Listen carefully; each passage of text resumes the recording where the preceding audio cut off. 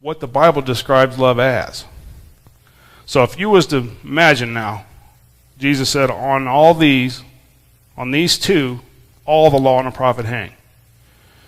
So if you have the example of the 10 Commandments down there, the heads for all of the commandments, 4 of them deal with God, 6 of them deal with people.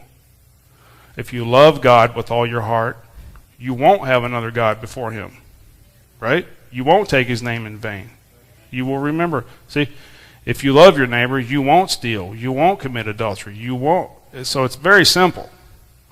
And if you was to hang that on a wall and put a nail in the wall and hang the laws and the prophets, the center peg would be love.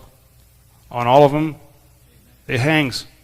So the core is love. Now we need to know what love actually is, because we have a Greek mindset. In America and the West, we interpret love as a feeling, an emotion. How you feel about somebody. It's not the way it is in the Hebrew. The Hebrew is a very concrete language. If it means something or it doesn't. You know, we learned a lot whenever Erica, Geneva, and I went to Israel. Hebrew is very different. Their mindset's very different. Give you an example. The Greek mindset that we grow up with is your past is behind you. Don't worry about your past, it's behind you, right? Everybody heard that? That's not the way the Hebrews think. In Hebrew, your past is in front of you. Your future is behind you. That makes no sense to us because we haven't grew up in that kind of a mindset. But what it means is your past is laid out in front of you so you can see all of your mistakes. It's right there, laid out right before you, so you don't step into the same minds. Your past, your future is unknown. It's behind you, so you don't worry about it.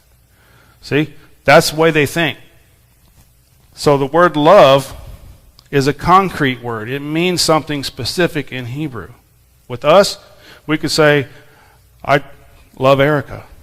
You know, she's my wife. She's my queen. She's everything to me here on earth. I love her. It's a passionate love.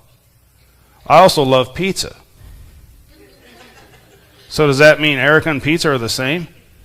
Right? Think about that. How many times people say, oh, I love that show. Or they turn around, I love you, and I love you, and all. It means different things to different people, and it depends on the mood you're in when you say it. Right? So if somebody loves chicken soup, and they love God, then you're saying God is chicken soup. Am I right? So the Hebrew words, it means something specific. We're going to talk about that. We do not choose our parents or our siblings. They are given to us from above as a privileged gift. Even the ancient Hebrew culture, one's wife was chosen. It is our responsibility to provide and to protect that privileged gift. In our modern Western culture, love is an abstract thought of emotion about how one feels towards another one, but the Hebrew meaning goes much deeper. This right here is ancient Paleo-Hebrew for the word love. That's an aleph, that's a hey, and that's a beit. Aleph is actually on the front of the cover, but that means strength. And that word, if you want to learn a Hebrew word, is ahav. That's how you say love in Hebrew, ahav. As a verb, this word means to provide and to protect that which is given as a privilege, as well as to have intimacy of action and emotion. We are told to love God and our neighbors, not in an emotional sense, but in a sense of our actions. We are to provide and to protect. Simply what it means. Everybody that shows up in our path in our life was placed there not by your choice, but when they cross your path, God has entrusted them in your care. You don't get to pick your kids, you don't get to pick your brothers, you don't get to pick your parents, but you love them because God gave you them to protect them. So to provide and protect, you don't have to like the person. Love doesn't mean you have to like them. What it means is you stand next to them and you take care of them, regardless of how you feel about them. Does that make sense?